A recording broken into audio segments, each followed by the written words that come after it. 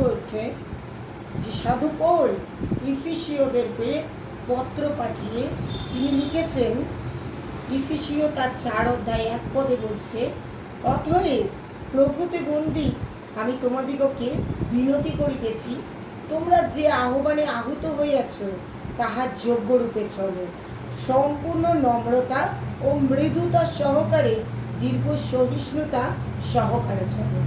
ঈশ্বরের বাক্য এখানে আমাদেরকে বলছে সাধু পৌল দ্বারা যে আমরা যেন যারা প্রভুতে আমরা বন্দী, যারা প্রভু যীশু খ্রিস্টের মধ্যে যুক্ত আছি, তারা যেন আমরা সম্পূর্ণরূপে, যারা আহুত আছি তারা যেন আমরা সম্পূর্ণ নম্রতা মৃদুতা সহকারে এবং দীর্ঘ সহিষ্ণুতা সহকারে চলতে পারি।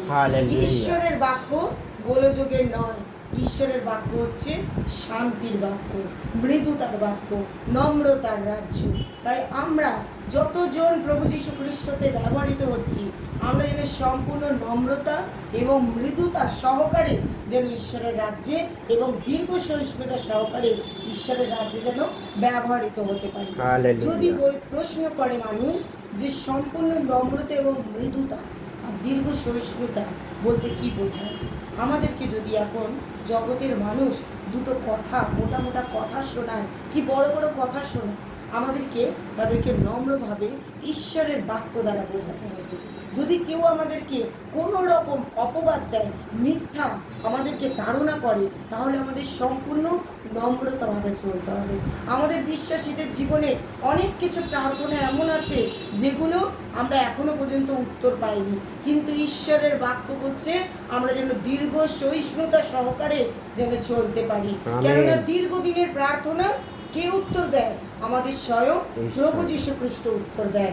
তাই আমাদেরকে বুঝতে হবে যে আমরা যারা প্রভুর মধ্যে আহুত, প্রভুতে বন্দী, সাধু পৌল বলছে আমরা যেন নম্র হয়ে, মৃদুশীল হয়ে এবং দীর্ঘ সহিষ্ণুতার সাথে ঈশ্বরের রাজ্যে যেন চলতে পারি।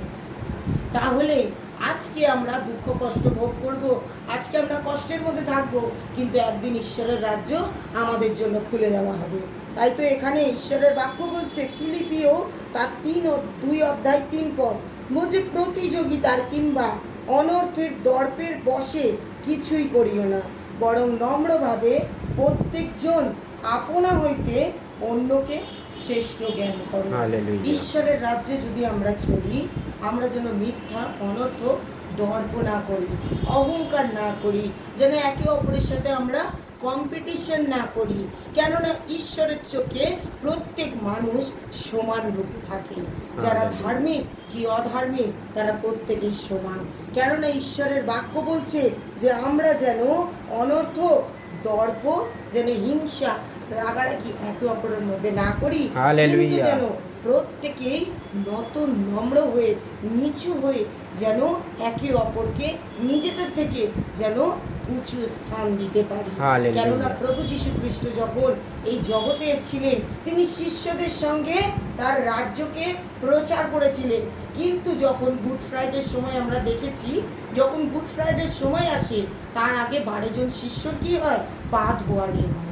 যিশু নিজেকে নত করে সেই 12 জন শিষ্যর পা ধুয়ে দিয়ে প্রমাণ করে দিয়েছে যে আমাদেরকে এইভাবে নত হতে হবে।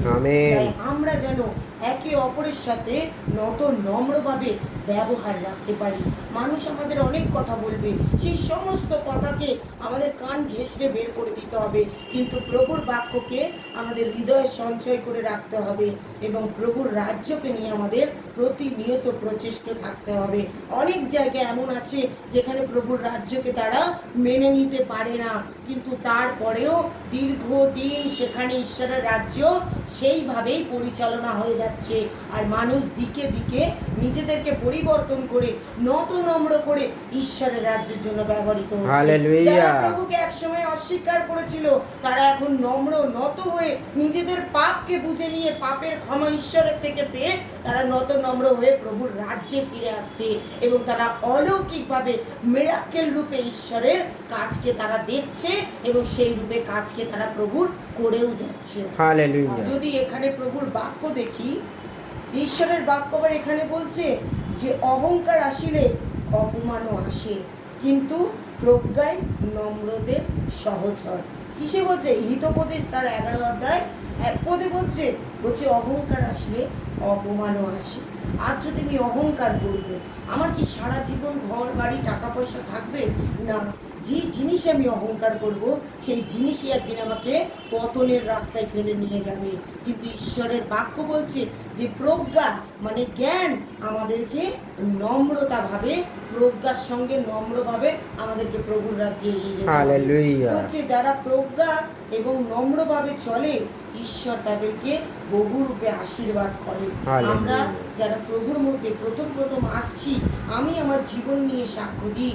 যখন আমি প্রভুতে এসেছিলাম নতুন, আমি জানতাম না ঈশ্বরের রাজ্যে কেমন, কিভাবে চলতে হয়, কিভাবে বলতে হয়। তখন অনেক রাগ করেছি, কারোর একটা সামান্য কথাও তখন আমার ভালো লাগতো না। কিন্তু আস্তে আস্তে যত প্রভুকে জেনেছি, যত প্রভুকে চিনেছি, তার বাইবেলের বাক্য দ্বারা তাকে বুঝতে শিখেছি, তত ঈশ্বর আমাকে সেই রূপে ব্যবহার করেছে। আজকে জগতের মানুষ আমাদের পেছনে অনেক কথা বলবে, কিন্তু সেই সমস্ত কিছুকে রাগের মধ্যে না নিয়ে গিয়ে আমরা নম্রভাবে ঈশ্বরের কাছে প্রার্থনা তুলে ধরতে পারি। কেননা প্রভু বলছে, তোমরা অন্যের অপরাধ ক্ষমা করো, তাহলে তোমাদেরও অপরাধ ক্ষমা হবে। তোমাদের সমস্ত অপরাধকে তোমরা যখন কারোর জন্য প্রার্থনা করতে বসো, তখন স্বর্গোচ্চ পিতার কাছে তার সেই সমস্ত পাপের তোমরা ক্ষমা চাও, পিতাও তোমাদেরকে স্বর্গরাজ্য থেকে ক্ষমা করে। যদি আমরা কারোর পাপ ধরে থাকবো, তাহলে আমাদেরও পাপ ধরে রাখবেন আমাদের পিতা।